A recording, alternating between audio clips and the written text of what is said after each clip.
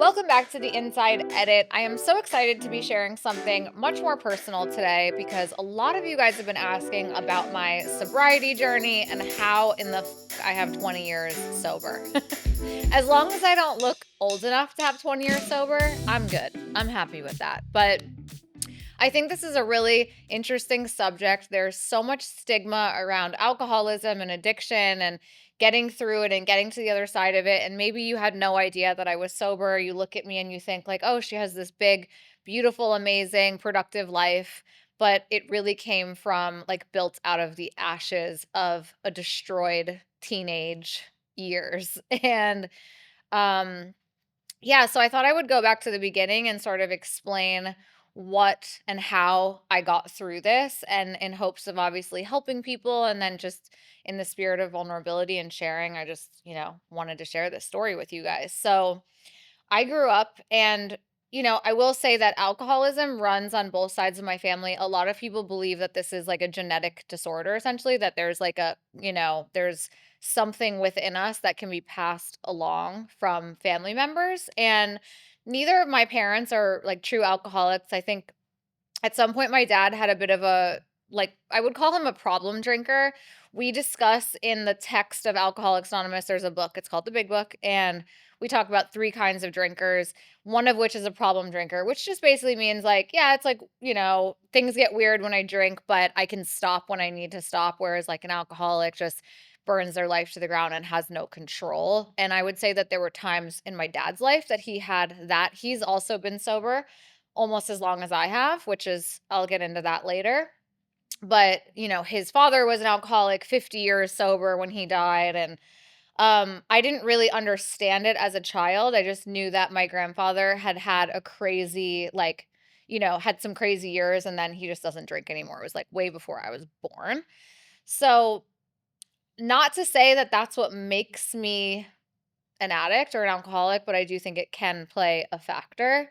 I was raised with an amazing family, like so supportive, lots of rules, lots of structure, but there was something inside of me from a really young age that just felt rebellious, honestly. Like I got my first tattoo super young. I was getting piercings. I literally got pierced on A Street, like on St. Mark's Place in New York City when I was like 14 years old. I started smoking cigarettes really young. Like I had this like rebellious sort of, I'm not really sure why, but like I said, I started getting tattoos really young. Like it just felt like, I don't know if it was like a cry for help or what it was, honestly, or I was just trying to find ways to express myself. I don't know. But I knew that I didn't feel, this is the gut root feeling, was I never felt like I fit in and I never felt a part of, and I felt like everyone else got like a guidebook to life that I did not get, and I was like this outsider looking in. And when I finally found drugs, alcohol, it sort of soothed that feeling of inadequacy, or like we call it like a god-sized hole. Like I just did not feel good in my own skin. And I'm so grateful to say today that it couldn't be further from the truth. But that is how I remember my early years of just like not feeling like, and I didn't have a lot of friends, and I was bullied. I've shared this with you guys in the past. Like I was bullied really bad as a kid, and just like really been through some early trauma of not feeling safe and not feeling like I fit in because I didn't. People didn't want to be my friend. People were mean to me. People were bullying me. I was scared to go to class. I would eat lunch in the bathroom. It was really, really bad for a lot of years. And so, not to say that those are the reasons why that I turned to alcohol and drugs, but it definitely eased the pain that I was in as a kid. And I feel like it became the solution for me. I think that there's a moment in time that usually happens with an addict or an alcoholic where this like invisible line gets crossed where the choice is no longer. Like I would wake up every single day by the time I was like 16 years old, and I would say like I am not going to do this today. And within a few hours I no longer had choice. I was like my car was driving itself, to like get more drugs. It was really hectic. And like I mentioned, I had amazing parents. So this was all like very chaotic in my household. I was disappearing, running away. They would call like my car in stolen, trying to find me. My mom was calling hospitals and police stations trying to track me down when I would go missing. And I feel like I lost every bit of like my soul and my conscience, and like I just did not care how this behavior was affecting other people. We talk about, we're sort of like this tornado through people's lives. And I truly had no regard for anyone but myself. And I felt so horrible about myself, but I also couldn't stop at the same time. And I think that's where this, can end for people, but I couldn't stop. So basically through a series of different events, my family had like this little mini intervention. The first thing they did was throw me into a psych ward because they didn't know what was wrong with me, which was probably the worst chapter of this whole thing because I don't know, I experienced things that I had never seen or knew about before that. It was a really scary place, like little plastic mattress, like locked in a room, didn't have any shoelaces on my shoes kind of place. Very scary, very much like a come to Jesus, like, what the fuck have I done to my life? How did I get here moment? And I had this incredible, like, my very first sort of like God shot was after 7 days of being in this place, I was told I could go home. But at the same moment, they had an AA meeting, which we call like hospitals and institutions, where basically people from outside come into like whether it's jails, hospitals, mental health units, whatever it is, people come in from AA and they share their story. And so for some reason on this moment, they were like, "You can go home, but there's this meeting happening, and I think you should go check out the meeting and then go home after that." And for some reason, I walked myself into this meeting and I heard this girl speak, and her name was Jessica, and she had 5 years sober. And I just like it just hit me. I was like, wow, like she had what I wanted. She had like this big, beautiful life, and she was young and pretty and was sober. And I just had no idea that people like this were out there. And I just also was in so much denial that this wasn't something I could stop on my own. I thought that I could like snap my fingers and one day I would wake up and just stop doing this. And so, I got out of this place, and I they say like this seed was planted, and I sort of heard something in that meeting that really it just stuck with me, that there is another way.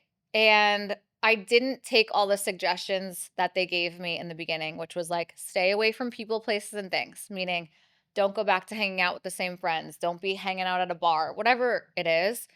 Um I didn't do that, and I really didn't get connected with other sober people. I went to my first meeting outside of that place, and everyone was older than me by like 30 or 40 years. I did not feel like I fit in there. I felt like, how the fuck can my like 17-year-old ass be in here? Like, this is crazy.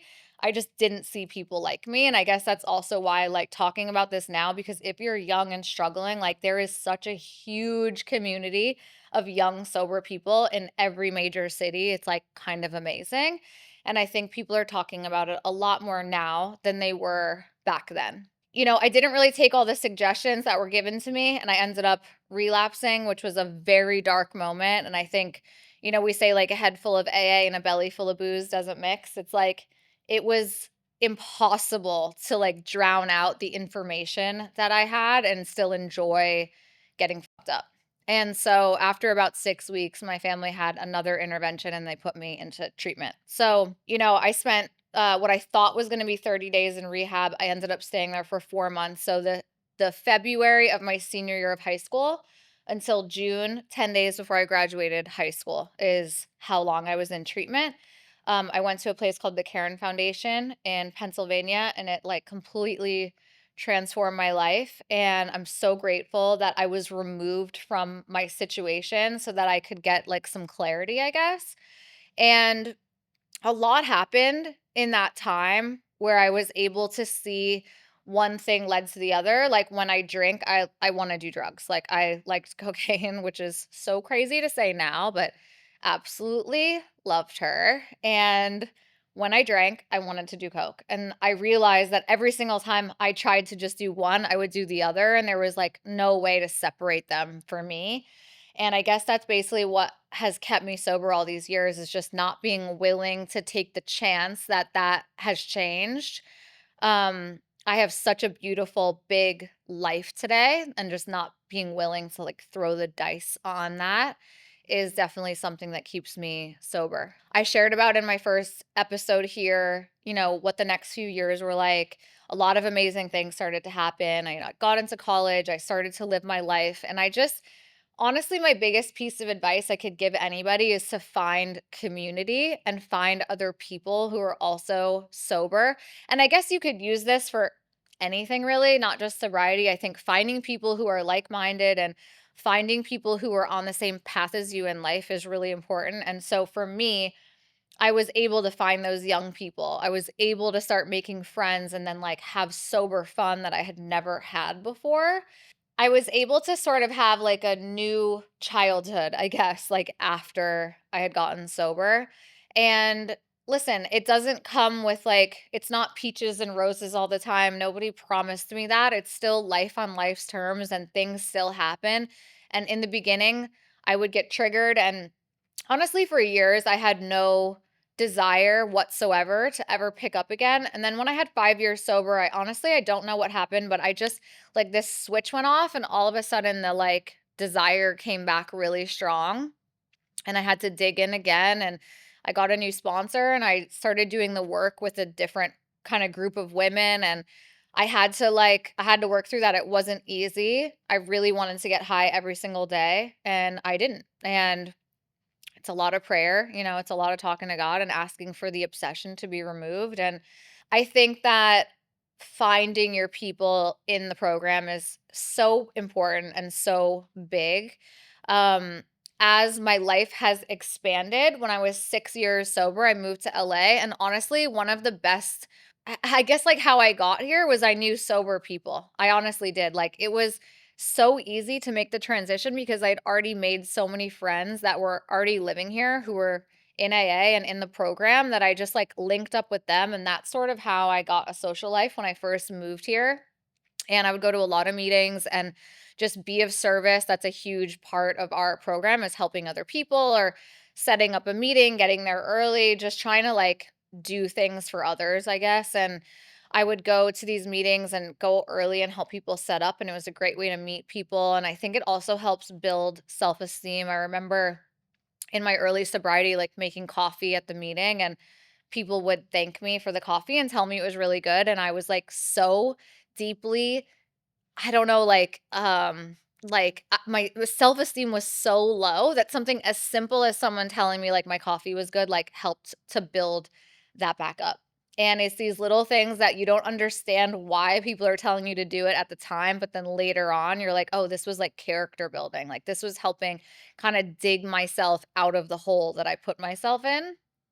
And when I moved here, it was just such an easy transition because I was just immediately connected with all of these incredible young people in LA. And I would go to meetings at all these crazy bars and the Key Club, which I think is now not One Oak. It has a new name. What is it now? Keys.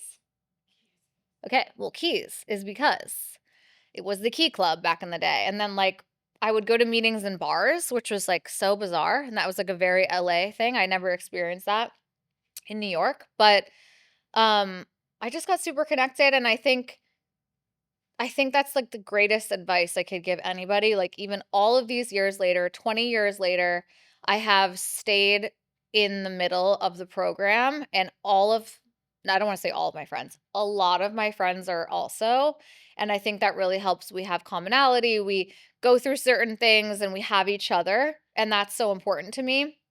I even, like, a few years ago talked to you guys about I moved to Venice Beach, and, like, that was, like, a whole new community of sober people that lived on the West Side, and I felt like after 10 years, basically, of living in West Hollywood and kinda knowing the same people and hearing the same stories, it was, like, refreshing to join a new side of town and get to know new people and hear new perspectives, and that's what I love so much about it. I think it's such a huge part of who I am, and I say all that to say, like, it doesn't come without struggle, but the obsession of it all is so in the past, like, it's so in the rear view, I just, like, live life now, and I can go anywhere and do anything and be around honestly anything, and it doesn't bother me.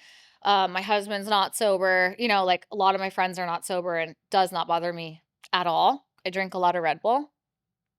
It's right here as we speak. If you are out there and you're hearing this and you're wondering like how to get sober, where to begin, there is a hotline, there's a phone number for AA you can call and someone will pick up the phone 24 hours a day, 7 days a week, no matter where you live, and they will direct you to a meeting. If you are unwell and need someone to come and get you, they will connect you with someone and they will come and get you and bring you to that meeting. If you are in a place of like you need medical attention, there's obviously bajillions of detox facilities, rehabs.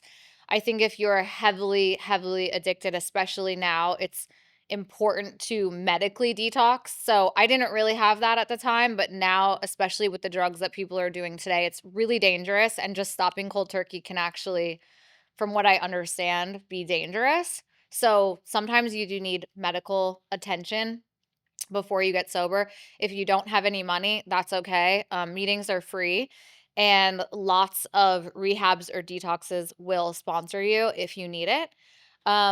And then I think also just knowing like there are meetings like all day, every day. And I also want to say this might not be for everyone, and that's fine. I have no judgment that AA or this kind of program maybe doesn't work for you. I know it works for me and I know it works for the like millions of people that I know in the program. But any way that you need to do this, any way that you need to get sober, I'm like all for it.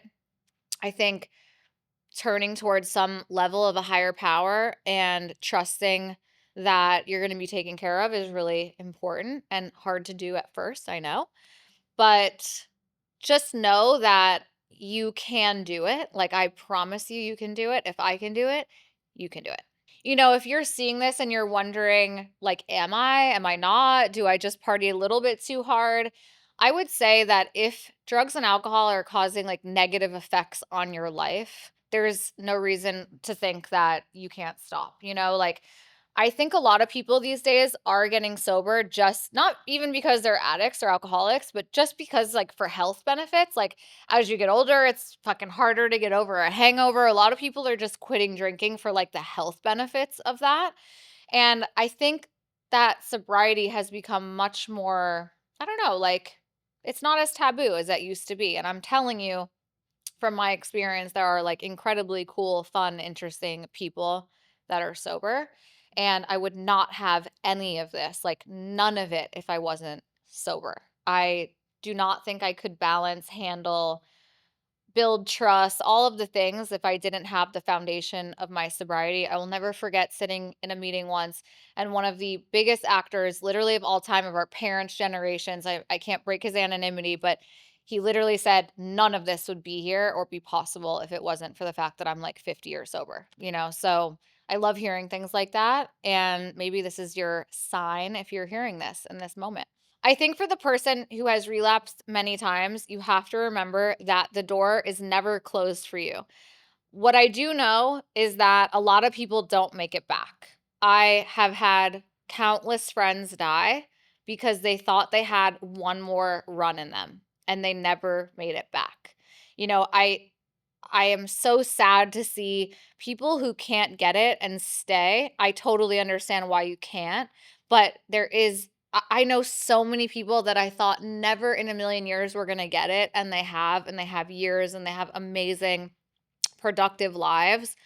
I just think in today's day and age, like we are like the fentanyl craze, all the things, like just it's such a scary time. And death is much closer these days than it was when I was getting sober. I lost a best friend. I have his name tattooed on me. In the same year, I was going through like a horrific, horrific, sad breakup. I lost 2 months later, one of my best friends in the world died, and his name was Tommy, and I like think of him all the time. He was one of the most beautiful, handsome, charismatic, loving, wonderful people he was such a bright light and brought so much energy to a room, and he thought he had one more relapse in him, and he was found dead in a hotel, bathroom by himself. And it's devastating, and his family was absolutely to this day still completely devastated by that loss. And I see it too much. So it's true. Like it's you're this close, and I think it's really important to take it seriously. I do understand that not everyone can get sober on their first try. We're going to leave the information. If you need help getting sober, we're going to leave it in the description of this video.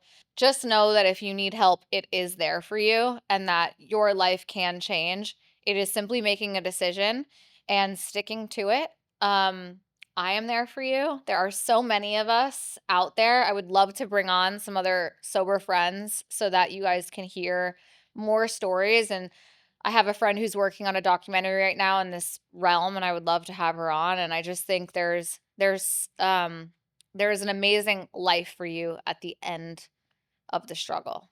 Let me know if you guys have any other questions. You can leave them in the comments of these videos or on the YouTube channel. Send me a DM, whatever it is that you feel like I didn't answer. But I just hope that this brings more awareness, less stigma, and just know that you really can have a life beyond your wildest dreams. I literally never could have dreamed all of this. That little 17-year-old, like broken girl, never ever could have imagined that this could become my life. And I promise that that is possible for you too. So thank you. And I love you.